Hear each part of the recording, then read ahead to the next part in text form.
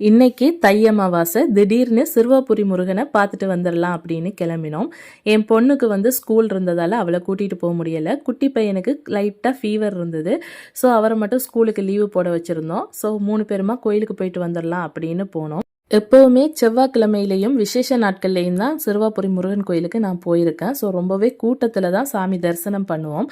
ஆனால் இன்னைக்கு கூட்டமே இல்லாமல் ரொம்பவே ஃப்ரீயாக நம்மளுடைய ஹீரோவை தரிசனம் பண்ண முடிஞ்சுது. கோயிலில் இன்ஸ்டாவில் பார்த்த நம்ம தம்பி சிறுவாபுரி மாலைக்கடை பையனை இன்னைக்கு பார்க்க முடிஞ்சுது. அவர்கிட்ட இருந்து எனக்கு இன்னைக்கு ஒரு வேல் கூட கிடைச்சிது. அவரால் முடிஞ்ச வரைக்கும் கோயிலுக்கு வர்ற பக்தர்களுக்கு அவர் வேல் கொடுத்துட்ருக்காரு.